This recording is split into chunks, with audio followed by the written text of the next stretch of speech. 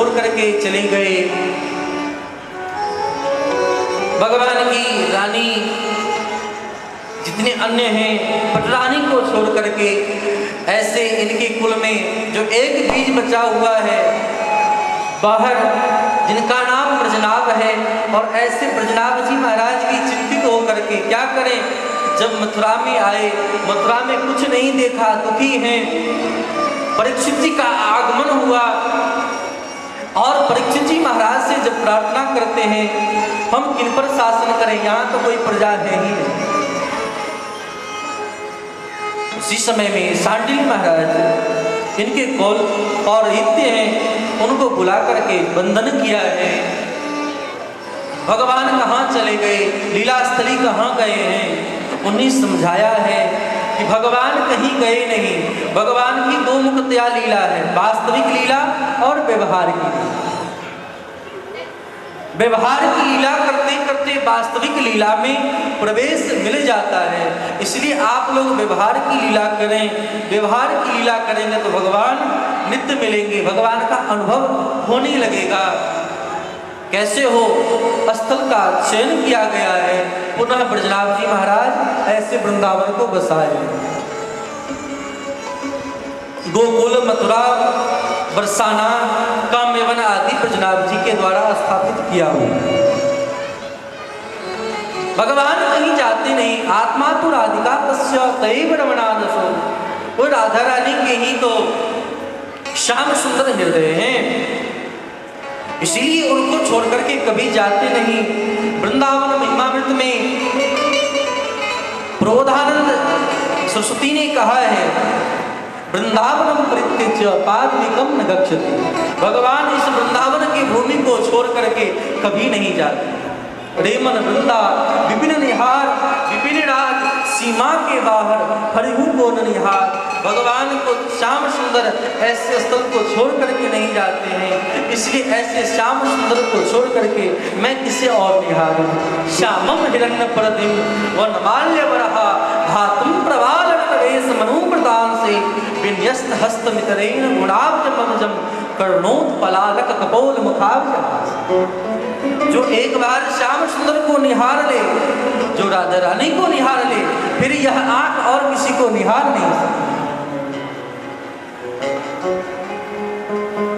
भक्तमाल में कथा है, जब धनुर्दास जी ने भगवान को एक बार निहार लिया, फिर संसार के जितने भी लोग हैं, जिन स्त्री में इतने आसक्त थे, उनको भी देखना छोड़। अगर समर्थ गुरु अगर सामने हो, अगर दर्शन करा दें, फिर क्या मजाल हम संसार को देख सकते। कहीं ना कहीं हमारे पात्रता में अभाव है, इसलिए सन्मुख भगवान होते हुए भी भगवान का हम अनुभव नहीं करता। यह बात कौन कह सकता है? भागवत धर्म के जो ज्ञानी हैं, जो जानकार हैं, जो भागवत हैं, ऐसे भागवत ही भागवत धर्म की चर्चा करा सकते। ऐसे स्थलों का निर्माण हुआ, भगवान की रानी सब मिल करके यमुना पुलिन पर पहुंची हैं, और पुलिन पर पहुंच करके जब यमुना महारानी को आह्लादित तो होकर के विचरते हुए देखी हैं, उनसे प्रार्थना की है, पूछी, अरे बहना, हम तो अपने स्वामी की विरह में विरहातुर होकर के व्याकुल हैं, तुम इतने प्रसन्न क्यों हो, कैसे हो? यमुना महारानी क्या कहती है, अरे बहना, तुम लोग पता नहीं है, हम राधा रानी की शिष्या हैं, हमने राधा रानी के चरण कमल को पकड़ रखा। राधा शक्ति बिना न कोई श्यामल दर्शन पावे, अगर राधा रानी कृपा करते तो श्याम सुंदर झटपट दर्शन हो जाए। दर्शन करने की बात है, इसीलिए राधा रानी के चरण कमल को हम पकड़ी हुई हैं, और राधा रानी कृपा करती रहती हैं। जब कृपा करती हैं तो कृपा करने के कारण श्याम सुंदर का अनुभव मैं अपने इस हृदय में यदा कदा नहीं सदा सर्वदा अनुभव कर लेती हूँ, और अनुभव करने के कारण मुझे विरह कभी नहीं। विरह भला क्यों? अरे उन राधा रानी के तो वस्त्र से निकला हुआ जो हवा का झोंका जब देवताओं को लगता है, योगियों को लगता है, योगियों को ही नहीं, जब ऐसे संत को लगता है, संत को ही नहीं, संत के जो प्राणों के जो नाथ हैं, ऐसे श्याम सुंदर भी अपने आप को धन्य मानने लगे।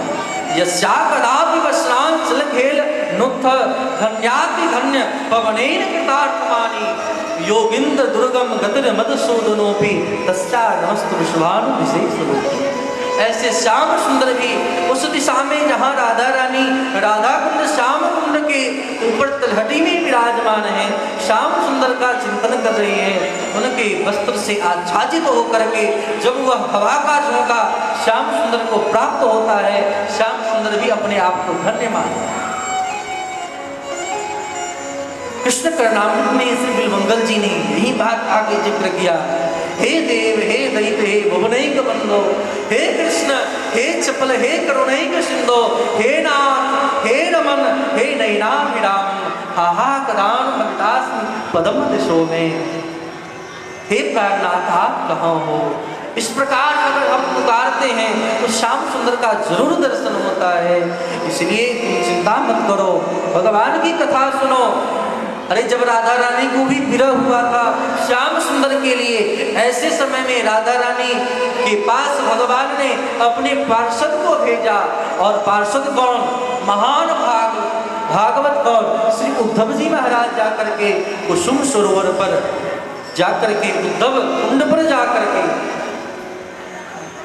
जब दिव्य उपदेश की चर्चा किए हैं, भागवत की कथा बोले हैं, तब जाकर के राधा रानी को चेतन हुआ है, वह जागृत हुई कि श्याम सुंदर मेरे पास। भगवान छोड़ करके नहीं जाते, क्योंकि भागवत में रास प्रसंग में वर्णन है अंतर्हिते। अंतर्हिते का एक अर्थ यह भी निकलता है, भगवान ने कहा कि जो हित चाहते हो, जो सामने वाले के हित चाहते हो, और हित क्या चाहते हैं? सामने हो लेकिन अदृश्य हो जाना। भगवान तो बगल में लता पता ही नहीं, राधा रानी के चूल्हों में छिपे हुए हैं, फिर भी लोग बाहर ढूंढते हैं, बाहर नहीं मिल पाए, लेकिन श्याम सुंदर वही है। इसलिए देखते देखते भगवान वहीं पर प्रकट हो गए। जैसे श्री सुखदेव जी महाराज के लिए आया है, सुखदेव जी महाराज कहीं बाहर से नहीं आए, क्या कहाँ थे? श्री सुखदेव जी महाराज उस सभा में जब परीक्षित जी महाराज व्याकुल होकर के जब वंदन कर रहे हैं कि मेरा कल्याण कैसे हो, ऐसे कल्याण की इच्छा करने पर जब संत लोग पुकारते हैं भगवान को, तो वहाँ पर सुखदेव जी के लिए चर्चा आया है। तत्राद भगवत भगवान व्यासपुत्रो तेनाटवी गावट मान पेक्षो, तत्राद भगवत भगवान, जानो वहीं पर श्री सुखदेव आज भगवान के रूप में विराजमान। इसीलिए अगर तुम चाहती हो कि मुझे भी विरह न हो, तो जाओ, जाकर के उद्धव जी को बुलाओ और उद्धव जी से भागवत कथा सुनो।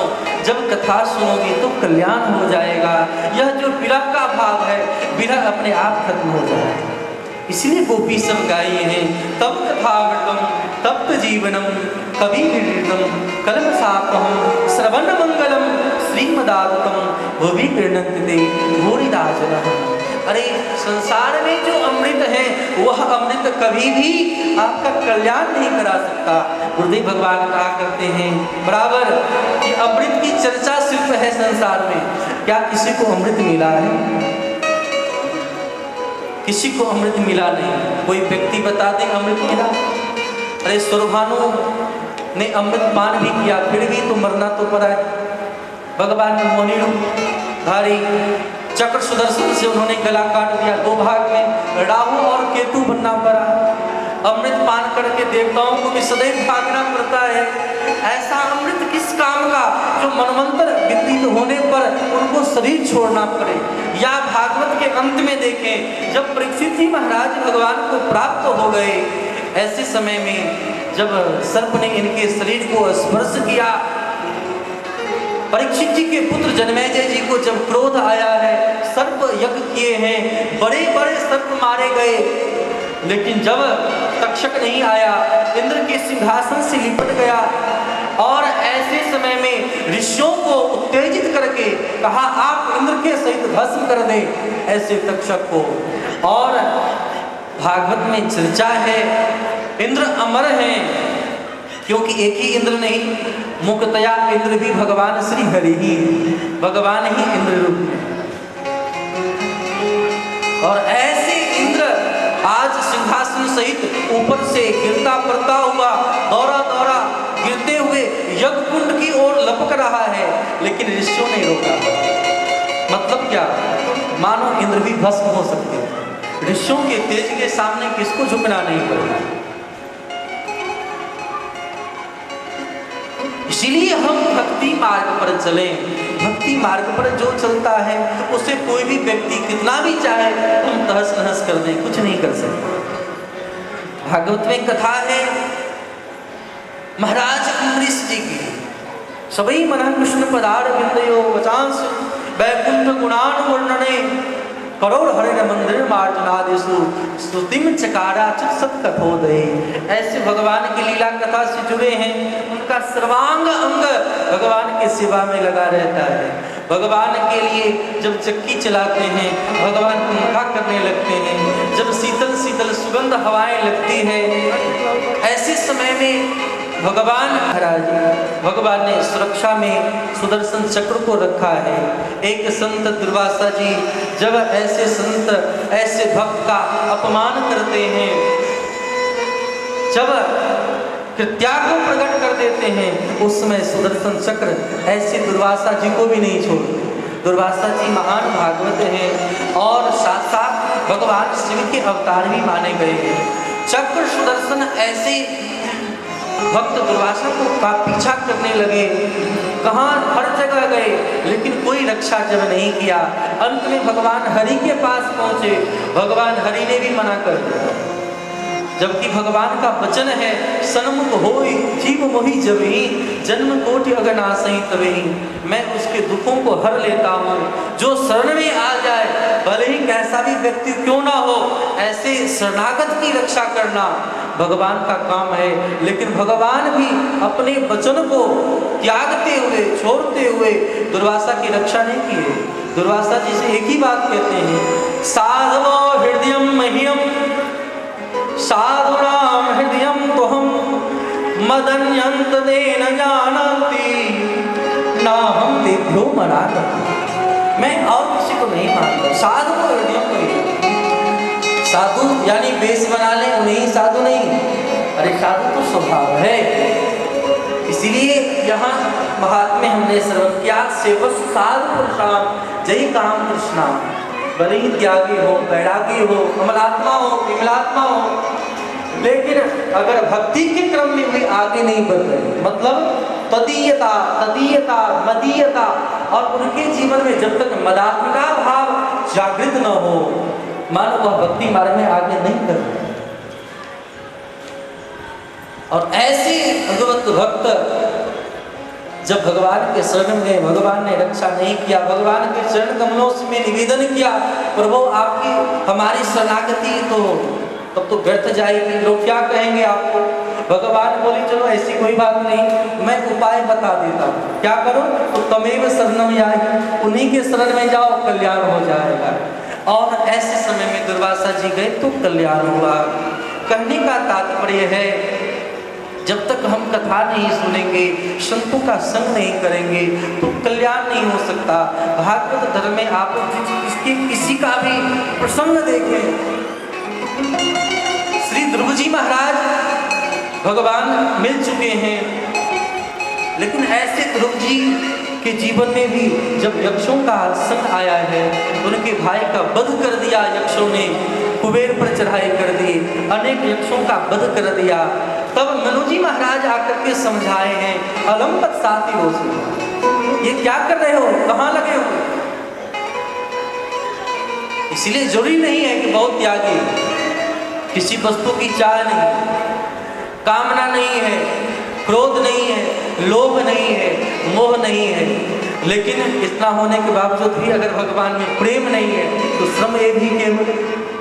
लेकिन भले ही कितना लोभी हो, कितना क्रोधी हो, कितना कामी हो, किसी प्रकार से युक्त क्यों ना हो, लेकिन अगर भगवान की भक्ति से अगर युक्त है तो सब कुछ लाभ हो जाएगा। बसरते ऐसे साधु जो क्या करते हो, सताम प्रसंगान मम्बिरी संविदो भवंत हृदय कर्ण रसाय। अगर उनके पास बैठे तो भगवान की चर्चा को छोड़ करके और संसार की चर्चा ना। अगर इतनी बात है, अगर भगवान की कथा से और भगवान के नाम से जुड़ा हुआ है तो ही कल्याण हो सकता है और उनके द्वारा ही समाज का कल्याण होगा। इस प्रकार की चर्चा वहाँ पर हुई है। आज श्री यमुना पट रानी आज भगवान की रानियों को समझाए हैं, देवी आप जाओ, जाकर के उद्धव जी को जागृत करो और उद्धव जी के माध्यम से कथा सुनो, कथा सुनोगी तो कल्याण होगा। बात मान करके आज सब मिल करके ब्रजनाभ जी के साथ कुसुम सरोवर जो राधा कुंड और गोवर्धन के मध्य है, लता पता के रूप में उद्धव जी महाराज विराजमान हैं, वहां पर जाकर के पुकारा है, हे भगवत भक्त आप प्रकट हो। बोले ऐसे प्रकट नहीं होंगे। रसिक उसे कहते हैं जैसे कोई मीठा का प्रेमी है, मीठा का स्वाद सुनते ही भागा आता है। अगर कोई पंडित है, वैदिक मंत्रों को सुनते ही भागा आएगा। कोई संगीतज्ञ है तो संगीत की ध्वनि को सुनकर के ही आएगा। अगर कोई नशा करने वाले व्यक्ति हैं तो नशा के रूप को देख कर के भागा आता है। उसी प्रकार जो भगवत भक्त हैं, अगर उनको पुकारना है तो आप भगवान के नाम से पुकारें, कीर्तन करें। जो रसिक होगा, जो भावुक होगा, उनको बुलाना नहीं पड़ेगा, वे अपने भी भागे भागे वहाँ पर विराजमान हो जाएंगे। इसलिए पूरे भगवत भक्त मिलकर के मंडली के साथ जाकर के जोर जोर से कीर्तन करने लगे। उद्धव कुंड पर क्या कर रहे हैं, आइए हम लोग ताली की सेवा करते हुए भगवान को जय जय राधा रमन हरि बोल, जय जय राधा रमन हरि बोल, जय राधा रमन हरि बोल, जय जय राधा रमन हरि बोल, जय जय राधा रमन हरि बोल, जय जय राधा रमन जय जय राधा रमन हरि बोल, जय जय राधा सब लोग ताली की सेवा करते हैं। रमन